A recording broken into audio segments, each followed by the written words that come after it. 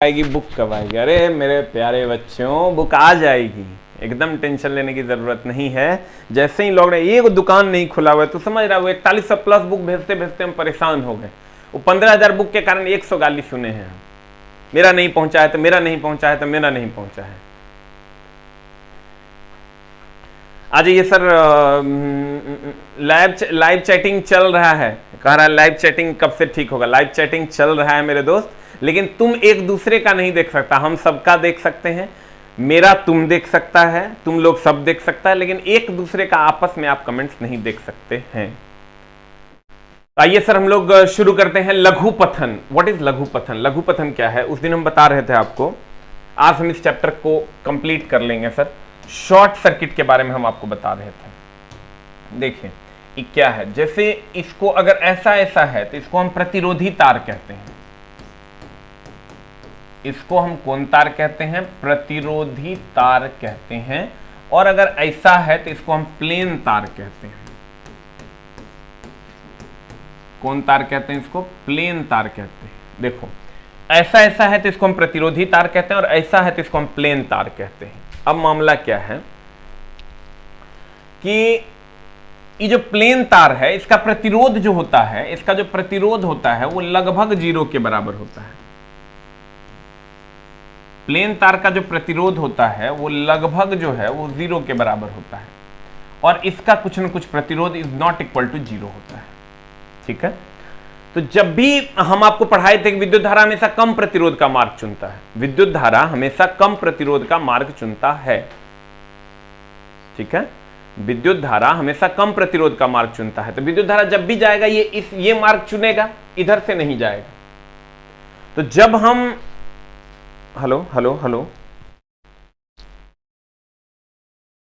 Sound भी ठीक है सर?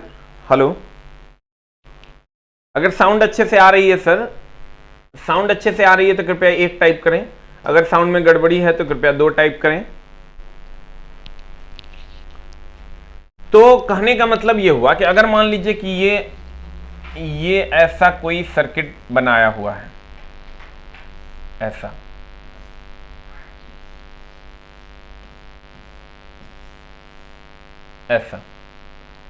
तो विद्युत धारा जब भी जाएगी सर, हेलो साउंड घटघटा रहा है क्या? नहीं, हेलो हेलो हेलो, अगर साउंड ठीक है तो 1 टाइप करें सर। ALP बनना है, एकदम बनना है सर। हाँ एकदम बनना है सर, क्योंकि हमको भी सर ख्वाहिश है कि हम ट्रेन को ऐसे ऐसे हाथ दें और ट्रेन रुक जाए। कैसे होगा? जब तुम लोग ALP बनेगा तभी ना होगा रे। कहते हैं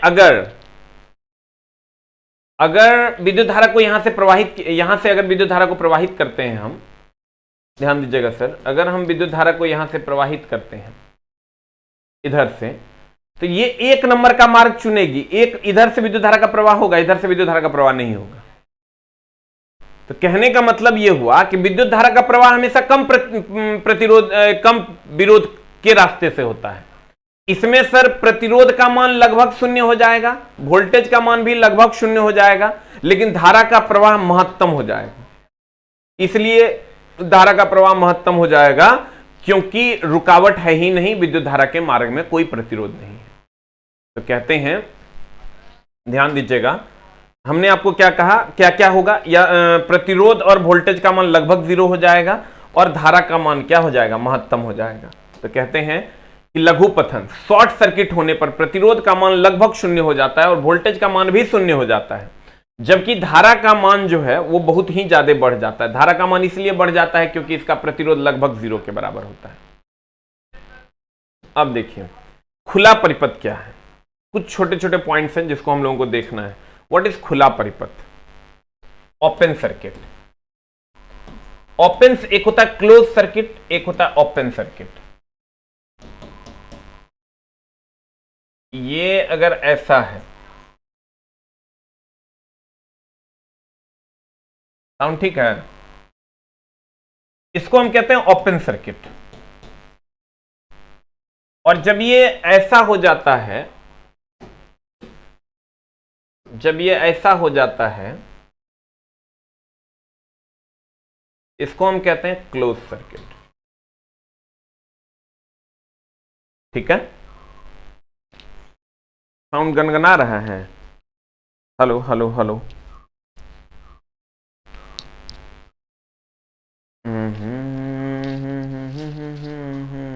देखिए गनगना रहा रे, कान के पास इसे लेके सुनो। गनगना रहा है, बच्चा झूठ थोड़ी बोलेगा। एक बार निकाल के लगाओ फिर से। जैसे ये ओपन सर्किट है और ये क्लोज सर्किट है। अगर ओपन सर्किट है, इसमें विद्युत धारा का प्रवाह नहीं होता है।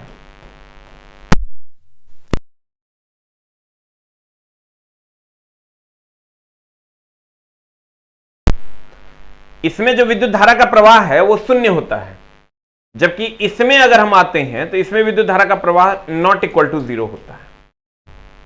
समझिएगा सर, ओपन सर्किट में विद्युत धारा का प्रवाह नहीं होता है, इसीलिए चप्पल पहन के आप 220 वोल्ट के करंट को ऐसे छू लीजिएगा, आपको करंट नहीं लगेगा, क्योंकि चप्पल है तो बीच में सर्किट को ओपन कर देता है। तो ओपन सर्किट में विद्युत धारा का प्रवाह क्या होता है? शून्य होता है। तो I बराबर V बराबर होता है आई आर, तो R बराबर हो जाएगा V बाई आई। जब I का मान 0 हो जाएगा तो R is equal to V, आप बट्टा I का मान 0 कर दीजिए तो V बट्टा 0 इज इक्वल टू इन्फानाइट हो जाएगा। Anything by 0 is equal to infinite. इसका मतलब खुले परिपथ में विद्युत धारा का मान जो होता है, खुले परिपथ में विद्युत धारा का मान शून्य होता है, प्रतिरोध का मान अनंत होता है। ठीक हुआ रे? नहीं, देखो खुले परिपथ में, देखिए कहते हैं रंजीत जी की सर एएलपी बनना है और कुछ नहीं, यही जुनून होना चाहिए। कहते हैं सर, हम तो कहते हैं ग्रुप डी जिनका है वो ग्रुप डी एग्जाम भी मत देने जाओ, जरूरत नहीं हो, मां घटिया नौकरी है। अगर तेरे पास आईटीआई की डिग्री है तो चुपचाप आराम से एएलपी की वैकेंसी का वैसे ही इंतजार करो जैसे एक मछुआरा अपनी मछली का इंतजार करता है। कहते हैं प्यारे बच्चों कि अगर R बराबर V बटा आई है तो R is equal to V बटा 0 इज इक्वल टू इन्फानाइट, यानी प्रतिरोध का मान अगर धारा का प्रवाह का मान शून्य है तो प्रतिरोध का मान अनंत हो जाएगा, लेकिन वोल्टेज का मान शून्य नहीं होगा। अब एगो बात बताओ, एगो बैटरी है यहां, एगो दूगो तार जोड़ के हम छोड़ देंगे तो क्या कर वोल्टेज का मान जीरो हो जाएगा? बैटरी जीरो हो जाएगा, बैटरी का मान, वोल्टेज का मान जीरो नहीं होगा। अब ध्यान दीजिएगा, कहते हैं कि अगर ओपन सर्किट है, अगर कौन सर्किट है? ओपन सर्किट है, तो ओपन सर्किट में विद्युत धारा का प्रवाह का मान शून्य होता है। अब विद्युत धारा प्रवाह का मान शून्य होगा तो anything by 0 is equal to infinite, प्रतिरोध का मान अनंत होगा।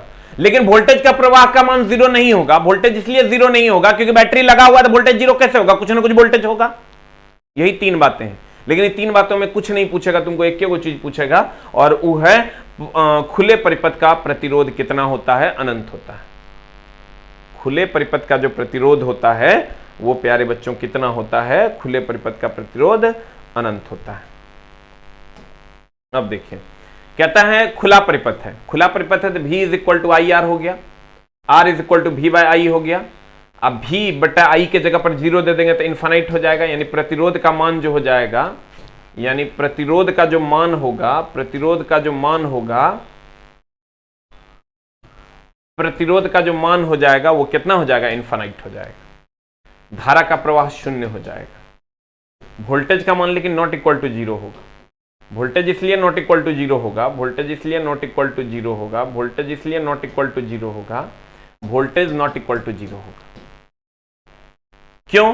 क्योंकि भैया ओपन सर्किट है, तो इसका ही मतलब थोड़े है कि बैटरी से दूगो तार जोड़ के निकाल देंगे बाहर में, दूगो तार निकाल देंगे बाहर में तो वोल्टेज का मान 0 हो जाएगा।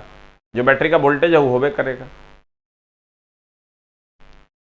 अब देखो, एएलपी में चला 175 नंबर में 160 नंबर तो हम ही पढ़ाएंगे, 40 नंबर का तो खाली फिजिक्स है मेंस में, अब 75 नंबर का हम है इधर ट्रेड। हम सिलेबस पर भी चर्चा कर देंगे। अब देखो, तो कहते हैं खुला परिपथ में विद्युत धारा का मान शून्य होता है, होबे करता है, विद्युत धारा का प्रवाह नहीं होता है। खुला परिपथ में वोल्टेज का मान शून्य नहीं होता है। भैया बैटरी लगा हुआ था, वोल्टेज का मान शून्य कैसे होगा? खुले परिपथ में प्रतिरोध का मान अनंत होता है, इसको मान लो VBI। ये पूछेगा। अब कहता है 1 कूलम बराबर 6.25 × 18 इलेक्ट्रॉन होता है, ये आपको पता है।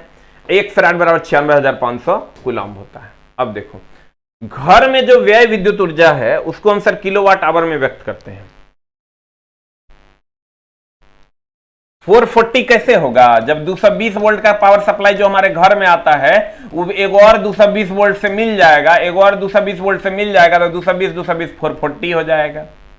अब देखो किलोवाट आवर या यूनिट की अगर हम बात करें, किलोवाट आवर या यूनिट, ध्यान दीजिएगा, किलोवाट आवर या यूनिट किसको कहते हैं? तो किलोवाट आवर या यूनिट जो होता है वो होता है VIT/1000, voltage into current into time बटा 1000। वोल्टेज करंट टाइम बटा 1000। टाइम जो है वो आवर में होगा, वोल्टेज वोल्ट में होगा और आई एम्पियर में होगा। इसी V इंटू आई को हम P भी लिख सकते हैं, P इंटू टी बटा 1000। क्यों? क्योंकि power is equal to voltage into current होता है। नहीं कुछ हो ना तो सबको गुना करके 1000 से भाग दे दो, आंसर उतना यूनिट आ जाएगा। कहते हैं घरों में व्यय विद्युत ऊर्जा को किलोवाट आवर में व्यक्त करते हैं, किलोवाट आवर में व्यक्त करते हैं, दैट इज VIT/1000 यानी P इंटू टी बटा 1000। सबको गुना करके 1000 से भाग दे देते हैं। तो कहते हैं घरों में व्यय विद्युत ऊर्जा की माप कैसे करते हैं? तो घरों में व्यय विद्युत ऊर्जा की माप किलोवाट घंटा या यूनिट में किया जाता है। किलोवाट यानी कुल शक्ति गुना कुल समय बटे 1000 बोलिए, यानी P इंटू टी बटे 1000 बोलिए, या VIT/1000 बोलिए, दोनों में से जो बोल दीजिए। अब सर सवाल है आपके सामने, शॉर्ट सर्किट में वोल्टेज का मान, सर देखिए शॉर्ट सर्किट में ना पोटेंशियल डिफरेंस 0 हो जाता है। शॉर्ट सर्किट जब ये होगा पोटेंशियल डिफरेंस का मान 0 होगा, क्योंकि विद्युत धारा का प्रवाह बहुत तेजी से होने लगता है, पोटेंशियल डिफरेंस को 0 कर देता है। एक घर में 220 वोल्ट है, 40 वाट के 5 बल्ब लगे हैं और 5 घंटे प्रतिदिन 30 दिन तक बल्बों द्वारा एक माह में व्यय ऊर्जा यूनिट की संख्या का मान बताइए। तो चला अगर यूनिट निकालना है हमको, यानी किलोवाट आवर निकालना है, किलोवाट आवर निकालना है यानी VIT/1000 हो जाएगा। सबको गुना करो, 220 वोल्ट है और 40 वाट है। देखो एक चीज का ध्यान रखना कि फॉर्मूला या तो होता है VIT/1000, या तो ये वाला लगाओ, या P इंटू टी बटे 1000 लगाओ। अब अगर तुम वोल्टेज करंट और टाइम तीनों दिया हुआ तो ये फॉर्मूला लगा दो, पावर और टाइम दिया हुआ तो ये फॉर्मूला लगा दो। तुम देखो यहाँ वोल्टेज दिया हुआ है लेकिन करंट कहीं भी दिया हुआ नहीं है, तो इसका मतलब ये फॉर्मूला नहीं लगेगा, इसका मतलब ये फॉर्मूला लगेगा, यानी P इंटू टी बटे 1000। यानी इस 220 वोल्ट को कंसीडर हम लोग नहीं करेंगे, इसका प्रॉपर ध्यान रखना, 220 वोल्ट को कंसीडर नहीं करेंगे। अगर यानी करंट भी दे दिया रहता तब voltage into current into time लगाते, लेकिन यहां सर पावर दिया हुआ है तो पावर इंटू टाइम लगाएंगे, क्योंकि करंट तो है नहीं। अब यहां अगर मान लेते हैं तुम VIT/1000 लगाते हो, मान लेते हैं कि तुम लगा देते हो, तो V का मान तो 220 वोल्ट ले लोगे, लेकिन करंट क्या लोगे? करंट तो कहीं क्वेश्चन में दे ले नहीं है। 5 देखो कहीं पर करंट है, कहीं पर भी करंट नहीं दिया हुआ है। तो नहीं दिया हुआ है तो अब क्या करेंगे सर? 220 वोल्ट की अगर हम बात करें तब तो हमको सर पावर इंटू टाइम लगाना होगा, तो पावर इंटू टाइम लगा देंगे, पावर इंटू टाइम अब बटे 1000। पावर का मान कितना है? 40 वाट के कितने बल्ब हैं? 5 बल्ब। कितना घंटा डेली चल रहा है? 5 घंटा 30 दिन तक। ये हो गया पावर टोटल पावर हो गया 40 वाट के 5 बल्ब हैं, तो 40 गुना 5 हो गया पावर, और टाइम हो गया 5 घंटे प्रति दिन और 30 दिन तक, तो 5 गुना 30 हो जाएगा, ये हो गया आवर अब बटा 1000। अब इसको गुना भाग कर दो, आंसर बता दो जल्दी से कितना आ जाएगा? 30 यूनिट आ जाएगा। आंसर आ जाएगा सर 30 यूनिट। अब आते हैं सर विद्युत परिपथ में निम्न द्वारा प्रदर्शित किया जाता है, रेड, येलो और ब्लू इससे फेज को प्रदर्शित करते हैं, ग्रीन से अर्थ को संपर्क प्रदर्शित करते हैं, और न्यूट्रल को सर ब्लैक से। कहता है अगर आप देखे होंगे पोल पर, पोल अगर आप कभी देखे होंगे सर, तो पोल पर देखिए एक वायर यहां से गुजरता है, एक वायर यहां से गुजरता है, एक वायर यहां से। ये जो सबसे ऊपर वाला होता है इसको हम अर्थ कहते हैं, अर्थ यानी भू संपर्क कहते हैं। एक बार यहां से एक बार यहां से एक बार सबसे ऊपर से गुजरता है, तो ये जो सबसे ऊपर वाला होता है ये अर्थ होता है। तो वही ये कह रहा है उच्च वोल्टेज ट्रांसमिशन में सबसे ऊपर भू संपर्कित चालक रहता है और इसके बाद क्या रहता है, फेज रहता है। यहां ये अर्थ रहता है और ये दोनों जो होता है ये फेज होता है। अब चलते हैं सर कुछ महत्वपूर्ण बातों पर। वैलिडिटी सर जब तक आप पढ़िएगा पढ़िए ना, एकदम आप भी पढ़िए, अपने धियापुता को भी पढ़ाइए। वैलिडिटी के लिए टेंशन नहीं लेना है। कहते हैं VIT बटा 1000 या P इंटू टी बटा 1000 होता है। इसके बाद हम लोग चलते हैं सर नेक्स्ट पर। अगला जो पॉइंट है हमारा वो है किसी भी व्यक्ति के लिए अगर कोई व्यक्ति सुरक्षित रहता है तो मिनिमम 9 मिली एम्पियर होना चाहिए। इससे ज्यादा की धारा अगर उससे प्रवाहित होगी तो वो खतरे में आ जाएगा। किसी भी मनुष्य का प्रतिरोध जो होता है शरीर का वो 1000 ओम होता है। और ऋण आवेश मतलब सर निगेटिव चार्ज हो गया आपका, ये तो आप सब जानते हैं। इलेक्ट्रॉन पर 1 यूनिट का ऋण आवेश होता है। कुछ ब्रिज है जिसको हम लोग सर जानेंगे। कहते हैं 9 मिली एम्पियर तक की धारा मनुष्य के लिए सुरक्षित है। मनुष्य के शरीर का प्रतिरोध 1000 ओम होता है, इतना तक को वो झेल लेगा। अर्थ में करंट नहीं लगेगा सर।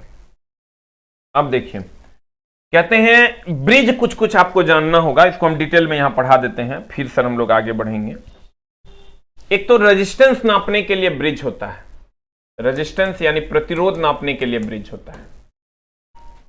एक इंडक्टेंस नापने के लिए ब्रिज होता है और एक ब्रिज होता है कैपेसिटेंस नापने के लिए।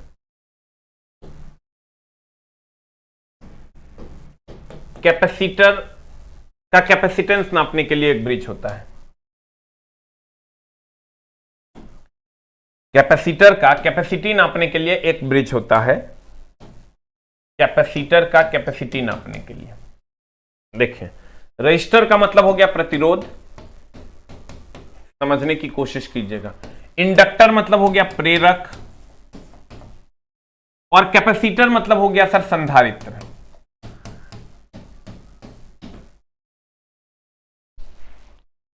अगर हम प्रतिरोध नापने के लिए जो ब्रिज यूज करते हैं उसको हम कहते हैं व्हीटस्टोन ब्रिज। पहला ब्रिज जो है हमारा वो है व्हीटस्टोन ब्रिज।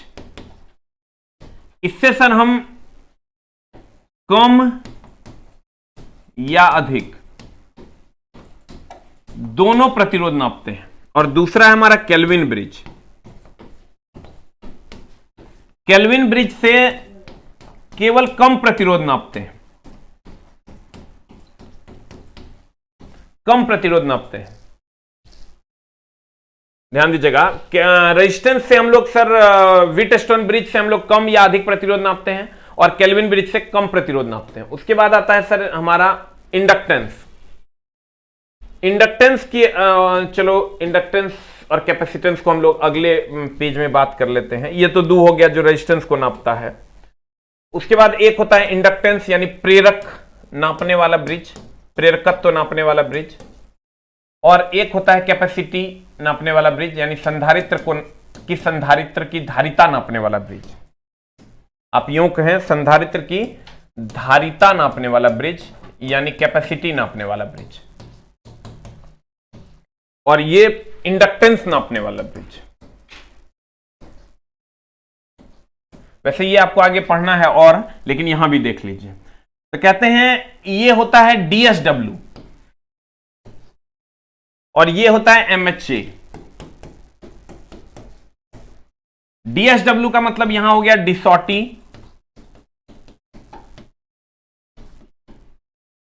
डिसॉटी, शियरिंग और Wien bridge. De Sauty bridge, Schering bridge और वीन ब्रिज, इससे हम लोग सर क्या नापते हैं, धारिता नापते हैं। और मैक्सवेल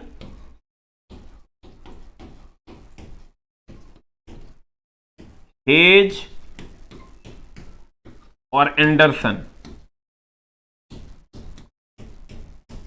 मैक्सवेल, हेज और एंडरसन से सर हम प्रेरकत्व नापते हैं। हम सर बच्चों को यही याद करने बोलते हैं, डीएसडब्ल्यू एमएचए, डीएसडब्ल्यू एमएचए,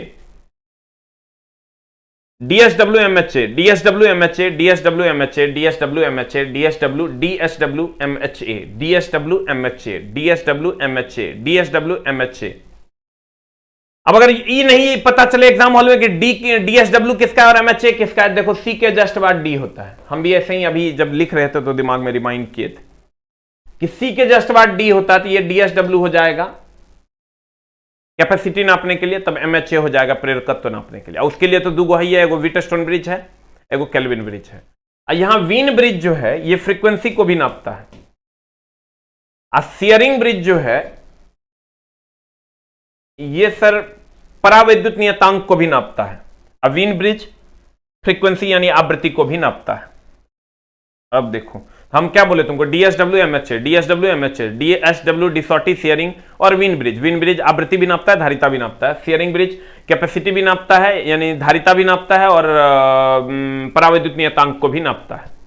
और उसके बाद एमएचए हो गया, मैक्सवेल, हेज और एंडरसन, ये प्रेरकत्व को नापता है।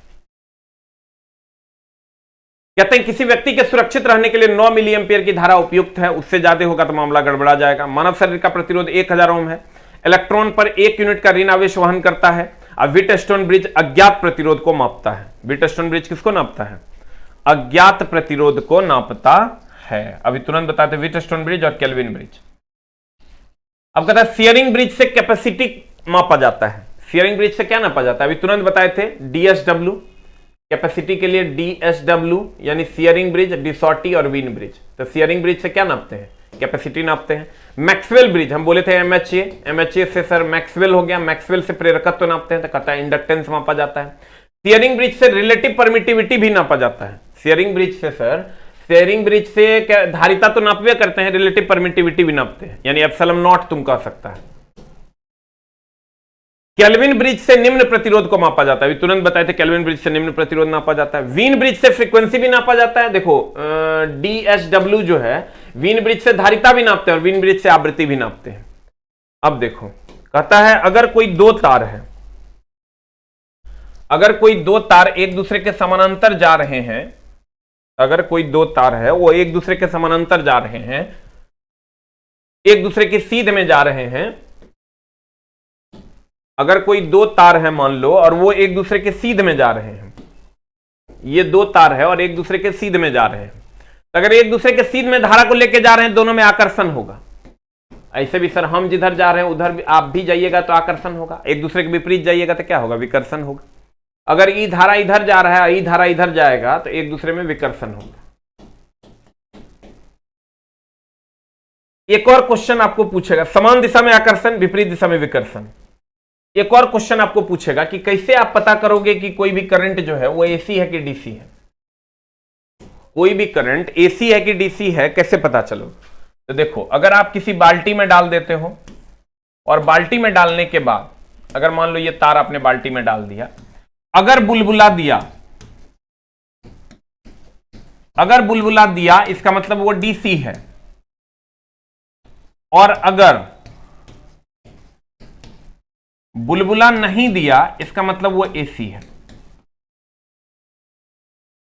अगर बुलबुला दिया तो इसका मतलब डीसी है, बुलबुला नहीं दिया तो इसका मतलब वो एसी है। देखो ये इसमें अगर याद नहीं रहता, देखो डी में बुलबुला है तो बुलबुला देगा तो एसी डीसी है, बुलबुला नहीं देगा तो एसी है। ध्यान दीजिएगा सर, अगर अगर अगर अगर बुलबुला दिया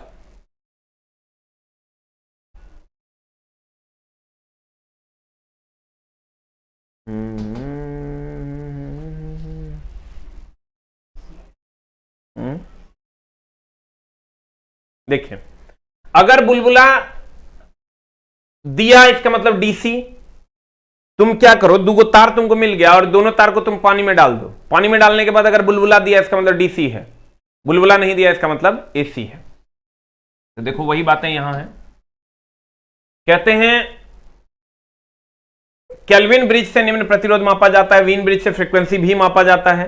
अगर दो तार समानांतर में एक ही दिशा में धारा को प्रवाहित करता हो तो दोनों एक दूसरे को क्या करेगा? आकर्षित करेगा, और एक ही दिशा में अगर जाएगा तो दोनों एक दूसरे को आकर्षित करेगा। जब दो प्रतिरोध, ये भी देखिए, ये भी आपको जानने की लायक बात है कि अगर दो प्रतिरोध को श्रेणी क्रम और समानांतर क्रम का क्या मामला है। देखिए, अगर मान लेते हैं कि ये प्रतिरोध श्रेणी क्रम में लगा हुआ है, ये R1 है और ये R2 है। R1 मान लेते 2 ओम है और R2 मान लेते 3 ओम है। ये मान लो तो 2 ओम, ये 3 ओम है और एक समानांतर में भी लगा हुआ है।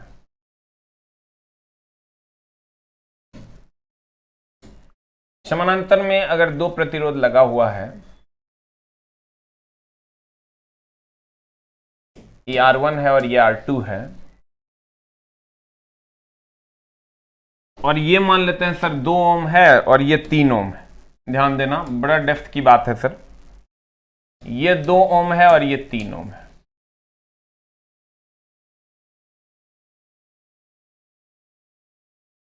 अगर यहां हम समतुल्य प्रतिरोध की बात करें तो 2 + 3 = 5 ओम हो जाएगा।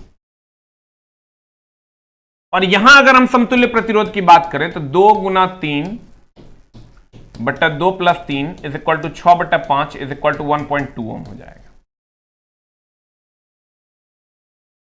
अब सर ध्यान दीजिएगा, यहां जो समतुल्य प्रतिरोध होगा, यहां जो समतुल्य प्रतिरोध है, इसमें न्यूनतम प्रतिरोध है 2 ओम, अब महत्तम प्रतिरोध है 3 ओम। यहां जो समतुल्य प्रतिरोध है वो महत्तम प्रतिरोध 3 ओम से महत्तम है। आज जब समानांतर में जाओगे तो समतुल्य प्रतिरोध जो है वहां, यहां न्यूनतम है 2 ओम, 2 और 3 में न्यूनतम कौन? 2। अब महत्तम है 3। तो कहते हैं यहां जो समतुल्य प्रतिरोध है वो न्यूनतम से भी न्यूनतम है, यानी न्यूनतम 2 है उससे भी न्यूनतम है 1.2। यानी हम ये कह सकते हैं कि समानांतर क्रम में समतुल्य प्रतिरोध न्यूनतम से न्यूनतम होता है। न्यूनतम 2 है उससे भी न्यूनतम आ गया 1.2। अब समानांतर श्रेणी में समतुल्य प्रतिरोध महत्तम से भी महत्तम, यानी महत्तम 3 है उससे भी महत्तम होता है। अब घर में सप्लाई हम लोग लगाते हैं किस में? समानांतर में, क्योंकि समानांतर में वोल्टेज का मान जो होता है वो समान होता है। समानांतर में जो वोल्टेज का मान होता है वो समान होता है। समानांतर क्रम में वोल्टेज का मान क्या होता है? समान होता है। तो घर में जितना भी पावर सप्लाई हम लोग लगाते हैं वो समानांतर क्रम में लगाते हैं, क्योंकि समानांतर क्रम में वोल्टेज का मान क्या होता है? समान होता है। ठीक है,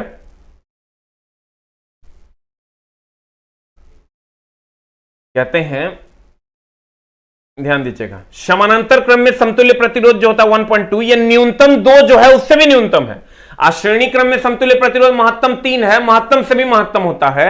और घर में जो पावर सप्लाई होता है वो सारा सप्लाई समानांतर क्रम में होता है, क्योंकि समानांतर में वोल्टेज का मान समान होता है। ठीक है, अब देखिए, कहते हैं जब दो प्रतिरोधों को समानांतर में जोड़ा जाता है तो परिणामी प्रतिरोध निम्न प्रतिरोध से भी कम होता है। यानी R = अगर हम 2 × 3 बटा 2 + 3 करते हैं तो समतुल्य जो होगा 1.2 ओम के बराबर होगा। पानी में अगर सप्लाई के 2 तारों को डाला जाता है और दोनों तार के पास बुलबुले बनते हैं तो वह डीसी होते हैं। यदि बुलबुले बने बिना पानी गर्म हो जाता है तो वह क्या होता है? एसी होता है। घरों में लगे उपकरण विद्युत सप्लाई के साथ समानांतर में लगे हुए होते हैं। इसका कारण है एक समान वोल्टेज। एक समान वोल्टेज होने के कारण सर वो समानांतर में लगे हुए होते हैं, तब सब में वोल्टेज आपको समान मिलेगा। अब देखो, कहते हैं आदित्य, ये जो वहां से चैप्टर का पीपीटी, ये जो पीपीटी था इसमें ट्रेड वाला अलग था और ये वाला साइंस वाला अलग था ना। इसमें कुछ और पार्ट हम जोड़े हैं, वो पार्ट कहाँ है? इसमें कुछ पार्ट और जुड़ा है, वो पार्ट इसमें है नहीं, उसको बोलो देखेगा। नया वाला जो ट्रेड वाला है ना, वहां से बोलना कॉपी करके, तब उसका इसके बाद भी पीपीटी है, लगभग 15-20 लाइन एलपी वाला में से जोड़े हैं। देखो, पहले हम सर यहीं तक पढ़ाते थे, लेकिन जो एलपी का एग्जाम हुआ है उसमें कुछ और जोड़ा गया है। ठीक है, तो वो पीपीटी अभी अवेलेबल नहीं है, अगले क्लास में हम फिर उसको भी पढ़ाएंगे। क्योंकि एएलपी का जो अभी रिसेंट का और डीएमआरसी का एग्जाम हुआ है उसके रिगार्डिंग उसको देखते हुए कुछ प्रश्नों को मैंने कुछ वन लाइनर्स को इसमें जोड़ा है जो आपके लिए जरूरी है, उसको भी हम लोग देखेंगे अगले क्लास में। अभी तो सर यहीं तक ही पीपीटी को रखा है, लेकिन अगले क्लास में फिर हम लोग इससे आगे भी देखेंगे। एक बार हम फिर से देखते हैं सर, गौर फरमाइएगा। अगर हम खुले परिपथ की बात करें, ध्यान दीजिएगा सर, अगर हम खुले परिपथ की बात करें तो खुले परिपथ में विद्युत धारा का एक बार हम फिर से यहां से आपको समझा देते हैं, ध्यान दीजिएगा। मनुष्य के लिए 9 मिली एंपियर तक की धारा सुरक्षित है और मनुष्य के शरीर का जो प्रतिरोध होता है वो 1000 ओम के बराबर होता है। 1000 ओम के बराबर होता है मनुष्य के शरीर का प्रतिरोध। अगर हम बात करें सर प्रतिरोध की, तो प्रतिरोध नापने के लिए हम लोग व्हीटस्टोन ब्रिज का प्रयोग करते हैं जो कम या अधिक दोनों प्रतिरोध को नापेगा। एक केल्विन ब्रिज होता है जिससे हम कम प्रतिरोध को नापते हैं। उसके बाद प्रेरकत्व के लिए एमएचए और धारिता के लिए डीएसडब्ल्यू का उपयोग करते हैं। ठीक है, एमएचए डीएसडब्ल्यू, एमएचए डीएसडब्ल्यू। समान दिशा में जाएगा तो आकर्षण होगा, विपरीत दिशा में जाएगा विकर्षण होगा। बुलबुला देगा तो डीसी, नहीं देगा तो एसी। और अगर श्रेणी में जोड़ेंगे तो समतुल्य प्रतिरोध महत्तम से महत्तम होगा और समानांतर में जोड़ेंगे तो न्यूनतम से न्यूनतम होगा। एक बार सर हम जो टॉपिक एक छोड़े थे वो किरचॉफ का दूसरा नियम, उसको भी हम लोग पढ़ लेंगे चूंकि अभी टाइम है। और फिर सर हम लोग अगली क्लास में जो वो बचा हुआ है उसको भी देखेंगे। देखो ये है क्या, हम इसको थोड़ा सा डिटेल कर देते हैं, नहीं तो मामला गड़बड़ा जाएगा।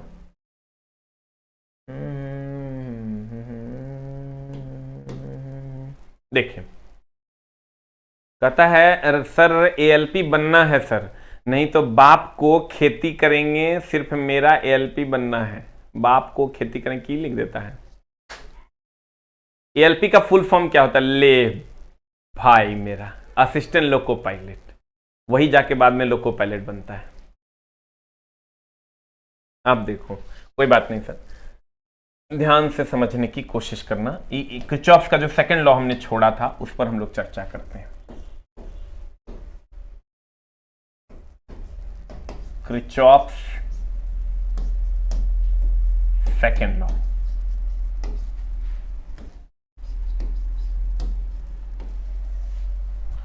किरचॉफ का जो सेकंड लॉ है क्या है? ये कहता है कि किसी भी बंद परिपथ के लिए है। पहली बात तो ये बंद परिपथ के लिए है, ये बंद परिपथ के लिए है। किरचॉफ का जो लॉ है ये बंद परिपथ के लिए है। कौन सा परिपथ के लिए है सर? खुले परिपथ के लिए नहीं है। किसी भी बंद परिपथ में विद्युत धारा का प्रवाह जो होता है, विभवों का कुल योग जो होता है वो शून्य के बराबर होता है। विभवों का जो कुल योग होता है वो शून्य के बराबर होता है। अब ध्यान दीजिएगा, हमने कहा आपको कि किसी भी बंद परिपथ के में कुल विभव का मान शून्य होता है। यह कहता है किरचॉफ का कैवा लॉ, दूसरा नियम। अब ध्यान दीजिएगा सर, उसमें डीपिन ये नहीं लगाया। नमस्कार है, आज पर्यावरण दिवस है, 5 जून है, आपको भी पता है। आज हमने सर एक वीडियो भी अपलोड किया है, उम्मीद करते हैं आप लोग देखिएगा। पर्यावरण दिवस पे आज चला हमने 500 पेड़ लगाए हैं, 500 प्लस पेड़ हमने आज लगाए हैं। अभी तक नहाए भी नहीं है पेड़ लगाने के चक्कर में, अब जाएंगे तो नहाएंगे। देखो, बंद परिपथ के लिए कुल विभव का मान 0 होता है। अब देखो, अगर बैटरी में पॉजिटिव से निगेटिव की ओर जाएगा, ध्यान देना, अगर बैटरी में ये बड़ा वाला होता है पॉजिटिव और छोटा वाला होता है निगेटिव, अगर बैटरी में निगेटिव से पॉजिटिव की ओर जाएगा तो वोल्टेज का मान प्लस होगा। जिससे निकलेगा, जैसे निगेटिव से पॉजिटिव की ओर जा रहा है तो वोल्टेज का मान E प्लस हो जाएगा। अगर उल्टा हुआ, उल्टा हुआ मतलब अगर तुम, ये पॉजिटिव है ये निगेटिव है, अगर तुम पॉजिटिव से घुसे और निगेटिव की ओर निकले तो निगेटिव की ओर निकलोगे तो E का मान माइनस होगा। ध्यान देना।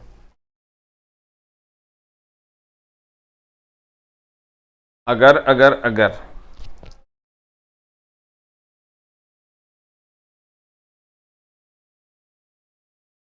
अगर निगेटिव से पॉजिटिव की ओर निकले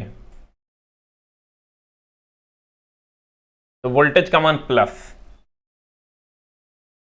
और अगर पॉजिटिव से निगेटिव की ओर निकले तो वोल्टेज का मान माइनस। ठीक है, तो वोल्टेज का मान क्या हो जाएगा? माइनस। अगर पॉजिटिव निगेटिव से पॉजिटिव की ओर निकले तो वोल्टेज का मान प्लस, अब पॉजिटिव से निगेटिव की ओर निकले तो वोल्टेज का मान हो जाएगा माइनस। ठीक है, समझ रहे हो?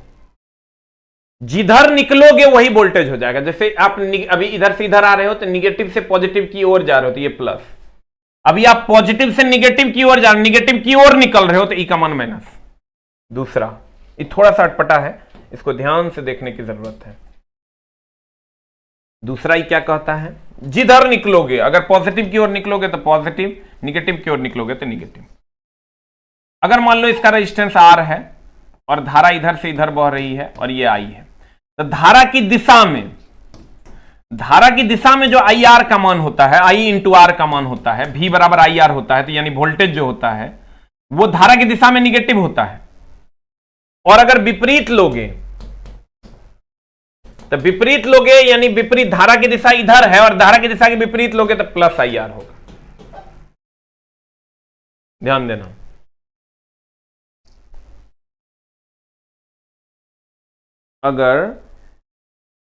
अगर धारा की दिशा में हुआ तो आई आर का मान प्लस होगा, सॉरी माइनस होगा।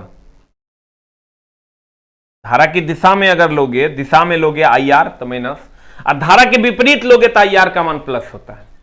अब बैटरी में क्या होता है? निगेटिव से पॉजिटिव की ओर निकलोगे तो प्लस, अब पॉजिटिव से निगेटिव की ओर निकलोगे तो माइनस। क्लियर? धारा की दिशा में लोगे तो आई आर का मान माइनस, और धारा के विपरीत लोगे तो आई आर का मान प्लस। वही बात है, देखो केवीएल विधि से विद्युतीय परिपथ को हल करने की विधि। बैटरी में पॉजिटिव से निगेटिव की ओर चलते हुए बैटरी का वोल्टेज निगेटिव लिया जाता है, पॉजिटिव से निगेटिव चल रहे हैं। आप बैटरी में निगेटिव से पॉजिटिव यानी पॉजिटिव की ओर निकलेंगे, यानी किधर की ओर निकलेंगे? पॉजिटिव की ओर निकलेंगे।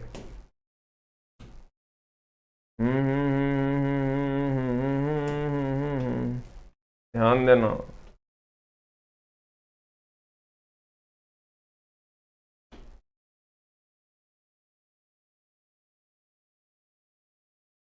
मैं कहूं, देखो अगर हम बैटरी में निगेटिव से पॉजिटिव की ओर चलते हैं तो वोल्टेज का मान धनात्मक लेते हैं। निगेटिव से पॉजिटिव की ओर लेंगे तो पॉजिटिव लेंगे, अब पॉजिटिव से निगेटिव की ओर निकलेंगे तो निगेटिव लेंगे। परिपथ में विद्युत धारा की दिशा में चलते हैं, विद्युत धारा जिधर चल रहा है उसी की दिशा में चलेंगे तो प्रतिरोध के परिता वोल्टेज का मान निगेटिव लेते हैं, और उल्टा होगा तो पॉजिटिव लेंगे। इसी में लिख लेंगे, और उल्टा होगा तो पॉजिटिव लेंगे। वो पीडीएफ कहां मिलेगा सर? पीडीएफ फिजिक्स का तो नहीं मिलता है, फिजिक्स का पीडीएफ आपको फिजिक्स की किताब ही मिलती है फुल। फिजिक्स का पीडीएफ नहीं मिलता है, फिजिक्स की किताब मिलती है। अब देखो हम फिर से समझाते हैं, ध्यान देने की कोशिश करना।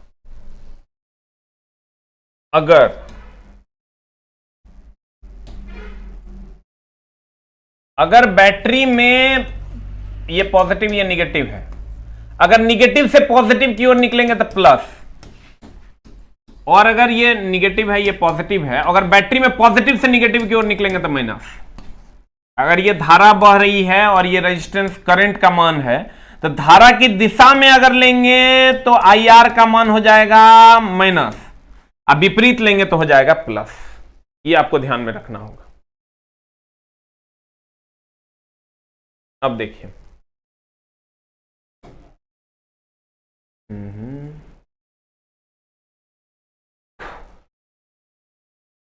इसका सर्किट नहीं दिया हुआ है, हम अगले क्लास में इसका सर्किट भी डिफाइन कर देंगे। आगे क्वेश्चन भी है तो क्वेश्चन में हम लोग क्लियर कर लेंगे। अब इसका हम एक बार रिवीजन कर देंगे तुमको, और जो रेस्ट पार्ट है उसको पढ़ाएंगे, तब क्वेश्चन की दुनिया में चलेंगे। एक बार हम चलते हैं सर फिर से। हमने कहा व्यक्ति के लिए कितना मिली एम्पियर तक सेफ है? 9 मिली एम्पियर। कितना मैक्सिमम प्रतिरोध होता है? 1000 ओम। और अगर हम बात करें सर, घर में जो सप्लाई होता है वो किस में होता है? समानांतर में होता है। इसलिए होता है क्योंकि समानांतर में वोल्टेज समान होता है। डीसी में बुलबुला देगा, एसी में बुलबुला नहीं देगा।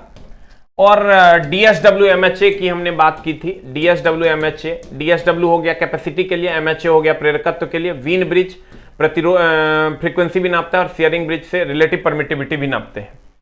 उसके बाद प्रतिरोध नापने के लिए हमने कहा एक व्हीटस्टोन ब्रिज है, एक केल्विन ब्रिज। व्हीटस्टोन ब्रिज कम या ज्यादा नापता है, केल्विन ब्रिज केवल कम प्रतिरोध को नापता है। उसके बाद फेज और न्यूट्रल अर्थ के बारे में हमने बताया। उसके बाद हमने बताया कि अगर कोई पोल है और पोल पे जो सबसे ऊपर जाता है वो अर्थ जाता है, नीचे में फेज रहता है। सही है।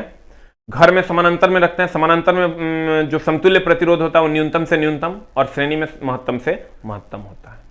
ठीक है, तो आज की कक्षा हम लोग यहां समाप्त करेंगे। कुछ बचे हुए पार्ट्स हैं जिसको हम लोग अगले कक्षा में पढ़ेंगे, क्योंकि इसमें हम सर जोड़े हैं। ये पहले हम यहां तक पढ़ाते थे, लेकिन अब इसमें कुछ जोड़े हैं, तो वहां से सर हम लोग अगले क्लास में थोड़ा सा पढ़ेंगे। उसके बाद रिवीजन करेंगे, फिर क्वेश्चन डिस्कशन की ओर चलेंगे। Thank you very much, love you all.